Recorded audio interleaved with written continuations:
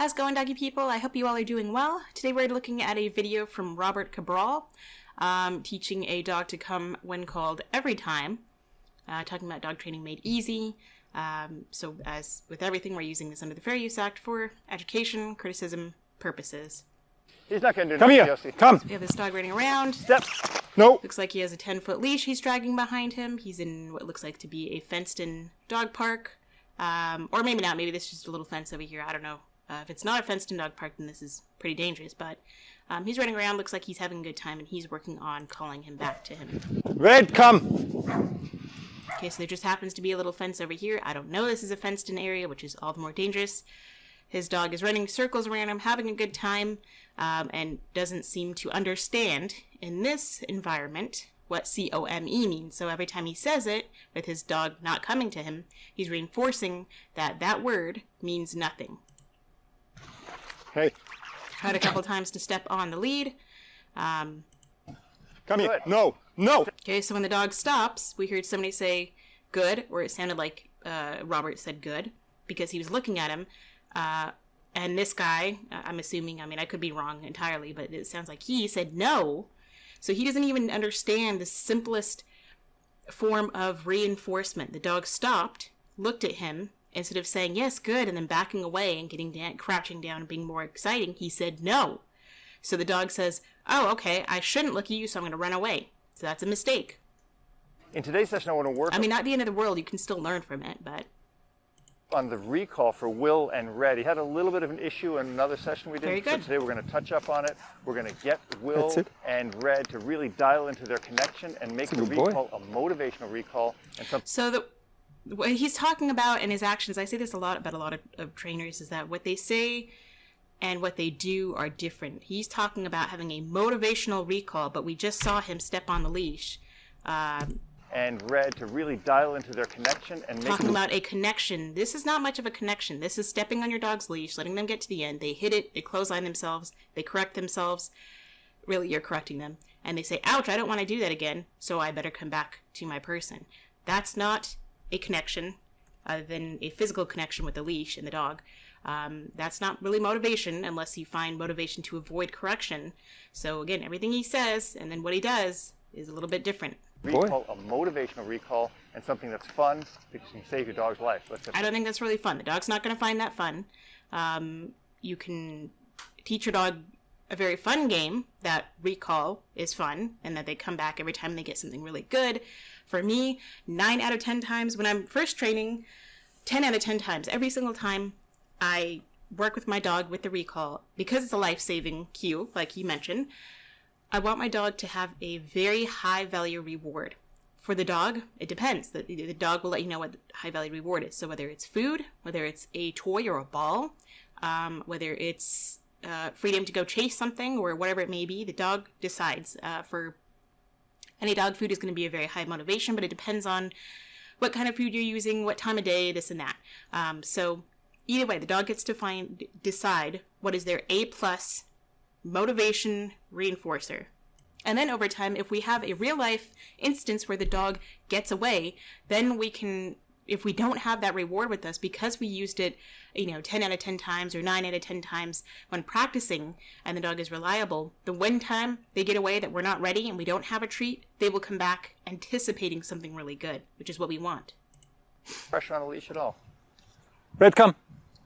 Oh, that's a good perfect. boy. Okay, terrific. That's awesome. And then away. Good. Yeah, the And dog's, so this is one thing that I would say. The dog knows the leash is on, obviously, and the dog is tripping in the leash. I'm a big person where I don't like my dog tripping around a leash. I know some people really don't care. I don't like the leash getting tangled for multiple reasons, because it's bad leash handling, the dog knows it's there, the dog gets tripped up in it, so they can't really work, their attention gets divided on the leash around their feet, versus focusing on you. So, especially with this, and the way he was stepping on the leash, I would always have a dog on a harness. In case, I don't recommend this, obviously, but I like to have dogs with long lines on harnesses anyway, because say they happen to get caught up, which could be an accident, not by a purposeful doing, then it's more on the body and less on the neck, which can be very dangerous. away. So So all here, he could be reinforcing this. That way this beautiful looking dog. I mean, no dog is really ugly, but, he could be reinforcing this little treats here, little treats there, that keep the dog engaged and saying, yeah, I want to hang out with this guy. Now he's following you. Yep. Right? But he's not really distracted. Yep. That's okay. That's where you start. You want to keep reinforcing this behavior. Here, we're already working in an environment where there's a lot of distractions, and we saw earlier in the video that the dog is running around and ignoring him, so that means we're too distracted. Right now we're working out, but we want to really reinforce this. I always tell people, if it looks like you're doing nothing and you're rewarding your dog for nothing, you're doing it right. It should not look like a drastic before and after. You don't need your dog to be running around loose like we saw earlier in this video to correct them so that way they look like this. That does not benefit the dog. That only benefits the human. So walk around. Every time your dog follows you, if you can't get away from your dog, that's a good thing. Keep rewarding for that. So that way, when they do want to go have fun, you can call them back and they instantly come back to you because they remember hanging out with you was such a strong reinforcement, such a strong memory in their mind that they felt really happy being around you, and so they want to stay around you. So good. Good. So he's doing what a lot of people do, like, okay, for one, I don't like it kind of dragging around his butt. It can divide the dog's attention, all this and that, but he's trying to get away from the dog. A lot of people do. So I don't know what he would do if the dog didn't follow. Would he pop him or not? But, he still could be reinforcing this dog, giving him little bits of a treat, every time he catches up to him to reinforce, really make that a reinforced behavior, a strong behavior for him to stay with this guy. Good. So he understands. All these times that he's following him, he could reward. And Robert's going to say he understands the behavior we want. I don't think so. I don't agree with that. He's just following him. We don't know that he understands that. And in this context, maybe. But if there's kids running down the street, maybe he won't. Maybe tomorrow he won't. Maybe an hour from now we come back to the park, he won't understand that. Everybody likes to put the responsibility on the dog and not the human. We want. So what he I'm going to do doesn't understand what you want because you haven't put a word to it. And now we have people playing soccer. The dog is yawning. The dog is maybe a little bit more anxious. I'm going to hold him back here, and I'm just going to hold his line here. Okay. And you're going to walk away from him, and you're going to call him. Okay. Hey, come! Oh, what a good boy! Very Excellent. good. Good. Okay, now see how that changed from earlier. He had his body that looked like it was down. He was happy. Something good that he could have also done was start backing away. If you have a dog at a distance, you can back away and keep moving backwards, walking backwards. Don't just stand still like a stick. That's perfect. Walk backwards, increase that distance, and make a draw for the dog to want to follow you. You see, he would have dashed out. I know. So that's what I want to work on. Yeah. Right? So bring him back here. Okay, so if he's normally going to dash out, then don't start working here. Start working indoors in the backyard. Really make this behavior 100% in an area where he can't get away from you in like a big yard and play keep away. Or in a small enough area where you don't have to corner him and trap him like Joel does, with Beckman training where you have to teach learned helplessness. The leash is here to grab in case you can't get your dog. But the goal is not to rely on the leash. The goal is to rely on what I always think of is your body and your actual connection with the dog. He should be able to call this dog, and no matter which way he goes, the dog will turn and follow him.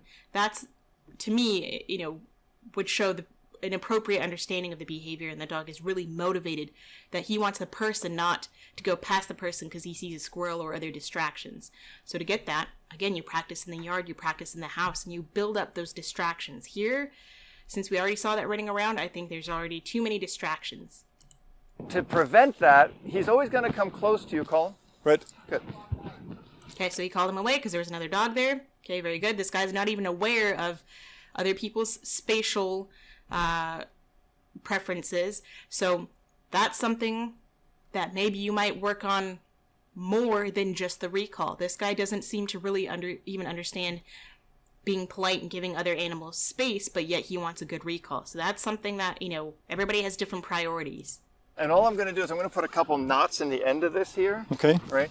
And when he goes past you... No, I don't like that because I'm going to let him finish in a second. He's putting knots that way when you step on the leash, it's going to catch on your foot and the dog's going to yank and it's going to pop the dog on the leash. You just step on the line. That's not really much of a motivational connection building exercise in my mind. Come! So they're coming at a very, very long distance. So that was already mistake number 1. Or number 10, I don't know if you've been counting. They had the distance way too long.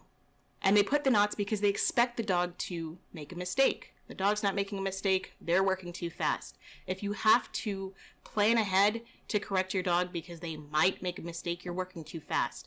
So don't work here. Go back in the backyard, limited distractions, or have Joel stand. I'm sorry, this guy's not Joel, he's Robert. I'm used to Joel. If Robert is standing if it's 10-foot leash, have Robert stand 11 or 12 feet away. So you're only 2 feet from the end of the leash. He could hold the dog could go, the end of the leash, and then it's just a foot difference, and then you can reward the dog. And there, I would be walking backwards and maybe moving away to get the dog to want to follow me. Don't just stand still, because then the dog is easily going to go around you, because there's more interesting things in the environment. So again, they're working too fast because the dog wants to go past them. My Shiba does this, all the time. If you ever, he doesn't get loose anymore, but when he used to, when he was young. But I don't have him. He doesn't have a yard anymore, so we just go on leash all the time for a walk. And when we go on our walks, then I'll occasionally just call him back and reward him. He's on leash. If he weren't on leash, I'm sure he would dash right past me, but it would tell me that I need to put more work into it when he's below threshold, when there's not other distractions, when we're inside the home. No. Okay, so this is where that scene came from earlier. Red, He's not going to do come nothing, here. Yossi. Come. So he's, Robert's right that, by Step. saying his name, it's not going to help anything. You're just desensitizing him to his name and the word. I mean, if it's a dire situation, yes, I can see stepping on the leash, but this should not be a training session. You should not rely on doing this just to teach your dog to come back when called. No. Red, come. Don't say C-O-M-E. Hey. Come here. Good. No. No. Okay, so he looked. He said, over here, Robert said good, because he looked at him. This guy, again, wants a perfect recall, but he doesn't understand the slightest bit of reinforcement. Your dog looked at you. Yes, that's good. We want to reward that. Give other people space. He's focused. He has a one-track mind. He's focused on the end result and not the process that it takes to get there. He doesn't see all these other things that are more important than your dog coming when called. This is a process. Come and heel, or the recall and heel, are the two most difficult behaviors typically to teach a dog in obedience. And people think that you can just get them like that. Step, step, step. So he says no. When he looked at him, he says no, no. So then the dog runs away and says, okay, you said no, so I'm not going to go to you. Hold. Good. Steps. Right there. Good. Come. Good boy. No, don't say come. The dog doesn't know what it means. Out here, he's, he's trying to, he has this one-track mind that, I have to complete this behavior versus that was a mistake. Let's work slower. And, I don't expect him to think to work slower. I expect the trainer, Robert, to, but also as a trainer, he should be teaching him how to think more like a dog, smaller steps. Boy. That's what we want. Yeah, good. I'm glad that he didn't reprimand him when he caught up to him, which is good because a lot of people do. But this dog still just doesn't have much of a connection with this guy, it doesn't seem like. We need to make it a little bit more motivational for him to stop and a little bit more aversive for him to run away. Okay, so I should. So it's not motivational for him to stop. It's he did say aversive for him to run away, but it's also just as aversive to make sure he stops. It's not motivation. Motivation should be that you want to do it because you enjoy it, not you want to do it because you want to avoid correction. Use a cookie now. Not right now. We're going to use the cookies in a minute. Okay, right. so very good. So he asked, are we going to use the cookies? Treats, we should. He says, no, we're going to do that in a minute. So right now, this guy gets brownie points versus Robert. I mean, I don't have many brownie points for him anyway because I know how he trains. And for anybody who doesn't care, I mean, it'll be a story time at some point. But he used to have videos, which he has since taken down, because he would teach people in a shelter that when a dog is reactive, you hang them. He literally had a slip lead. He would hang them until their front feet were off the ground. He would hold them there for about 15 seconds, and no less. He has since taken those videos down. I can wonder why. So that's how he trains. He smacks dogs in the face. He uses prong collars. I'm sure he uses shock collars. He uses this technique. So I'm not really a fan of this guy, but that's neither here nor there. In this video, we are simply talking about, and the hanging of dogs was from years ago. But in this moment, we're just talking about this dog. But that's kind of the history that I have with watching this guy's work. So he talked about, we're going to use a reinforcer. That's right. That's smart. We want to use an actual reinforcer, motivation, to get the dog to come to us. So we should have started with the treat first. But no, this guy doesn't like to use treats. He'd rather just manhandle the dog. Go a little further. And just let that slide through. Go a little further. No, this guy should be right here. We have treats right here. This guy should stand right here. The owner standing right here. Robert can hold on to the leash and let it slide through his hands. He could have a treat. He can call the dog and either be stationary, which I don't necessarily recommend, and have the dog come to him and get his reward. Very motivational. And this guy would be holding onto the leash so he doesn't get away. Or he can call the dog and start backing away and creating a draw, almost like a magnetic draw that the dog, the more you move away, the quicker the dog wants to come to you. Through your legs. What's that? Let it slide through your legs and then step on it when he goes past you. Okay. So he wants the dog to go past him. He expects the dog to go past him. So he's working for the dog to fail. He's already setting the dog up to fail because he works by correction. So he corrects the behavior first, and then he gives the reward after, or he gives the cookie after, like, here, I love you, but I just punched you in the face, or I just stepped on, on your leash and you just choked yourself and ran into the end of it. But here's a cookie, here. But it's a little bit late. It doesn't really work that way, dude. And he says, try not to catch him. So he's trying to set up a scenario where it's almost an invisible force that stops the dog. So the dog won't necessarily associate it with the human.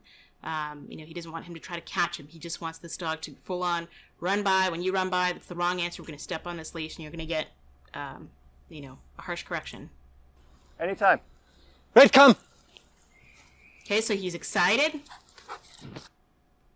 but he runs past. So what could help prevent this is if he were to be moving away. Because when you're stationary, the dog is excited to come to you. Otherwise, he would have just gone over here, this way long ago. But then you're not moving, so then he says, oh, what's this over here? Or he's been reinforced. I would switch the word. He may think come means run past this dude and start running around and going crazy. It's a game. So this dog might think it's a game of chase when you say C-O-M-E. I would suggest you change the word. But if you were to move back or start circling around with his upper half lower down, you kind of create this more prey-like image to the dog, and you're more interesting. And if you had a treat in your hand, then you can move back. The treat's not in front of his nose, but as soon as the dog gets to you, then you can reward them. Good. Exactly like that. So even now, if you're going to do that, then you can at least reward the dog. The dog says, oh, okay, I'm caught. That wasn't too bad. But still, there's no rewarding for the dog. It's only correction. So what I want to have happen is I want to have a negative when he blows you off by going past you, right? But I want a positive, like, good, come, good boy, good boy, good boy. Okay. And then I don't agree with that. Because, again, he's not worried about reinforcement.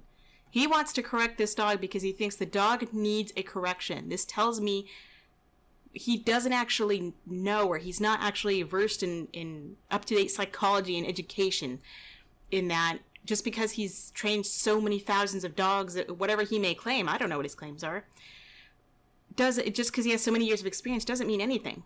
He's not showing any current knowledge of using positive reinforcement or anything like that, So, again, just because he says, oh, we want it to be a positive. The good boy doesn't mean squat, okay? The dog does not care about the good boy.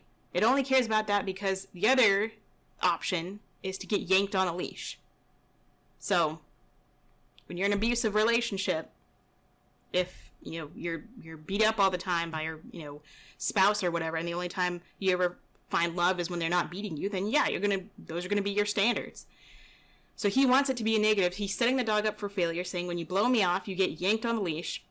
But when you come to me, you get good boy, and that's it. You don't really get a cookie. You don't get anything other than just my verbal praise, which should be enough for you. Which most dogs, which I don't blame them, say screw you. he goes, whoosh, step on, no. Okay. Oh, okay, now we add the no.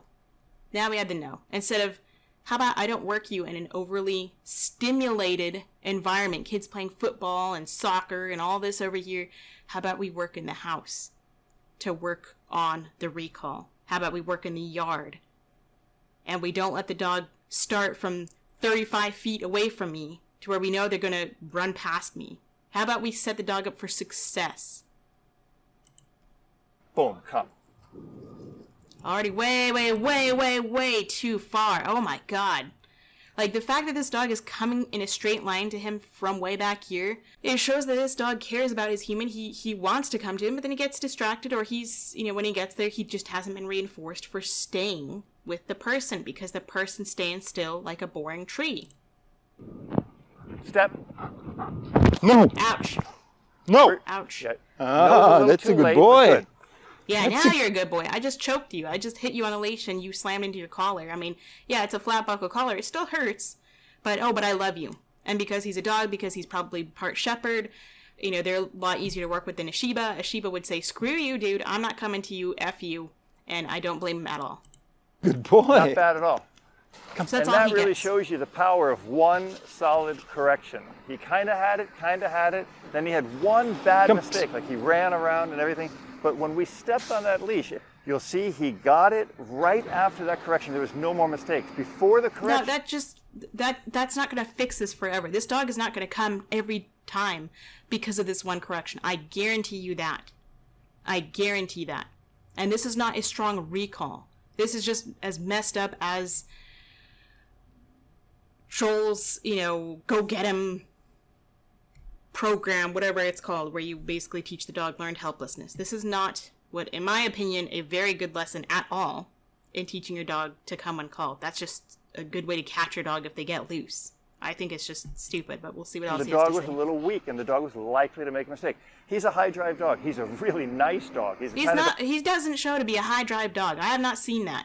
If he was a high-drive dog, they would not be able to stop him. And it doesn't matter if he's high-drive or not.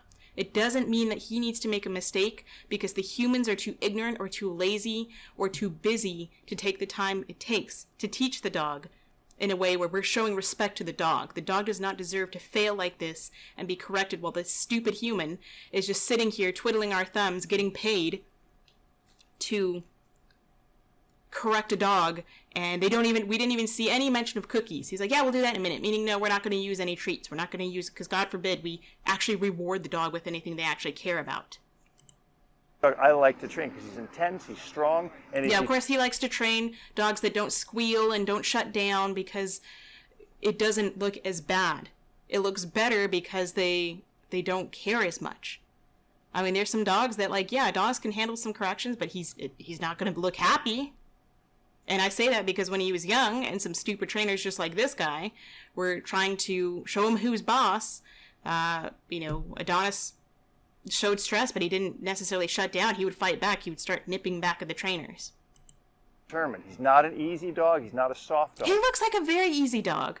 This dog, because he was not running around going crazy at every little person and thing. He got a little distracted. You caught him. That looks like a very easy dog. I mean, he's part shepherd. Like, most shepherds are easy. You want a dog that's not easy? Try a Shiba. Try Adonis. He still is hard to this day because I don't work with him enough. He takes a lot of repetition. He requires respect.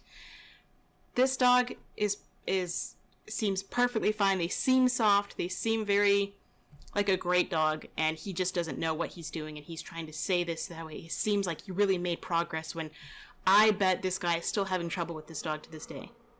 Unless he really just yanks on this dog and teaches it with another harsh correction, or they go up to a prong collar or a choke chain, which I don't ever recommend, obviously, to teach this dog to come when called.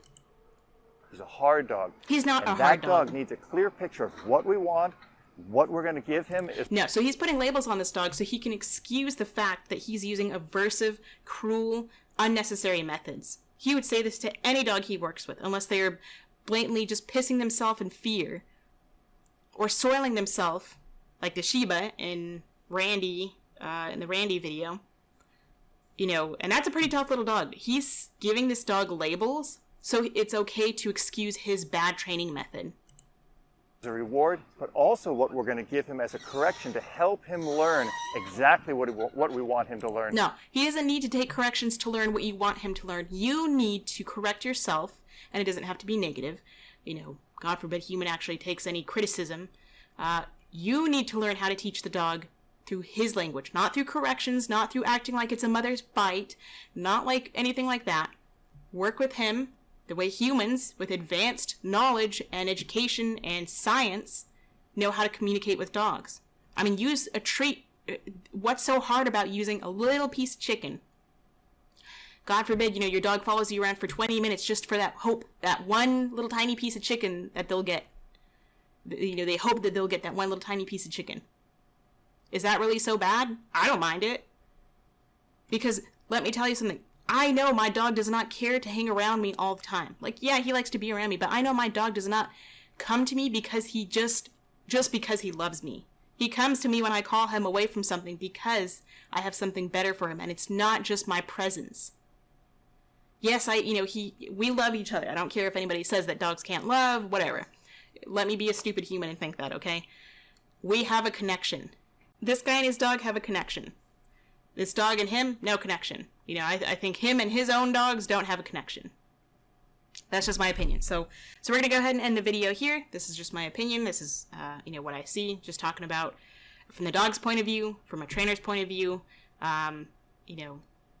Just because this guy says that it works doesn't mean it necessarily does, or that it's appropriate or necessary or humane. So I hope you guys enjoyed. I hope you're able to learn something. Of course, let me know if you have any questions or what you would like to see next time. Until then, stay positive.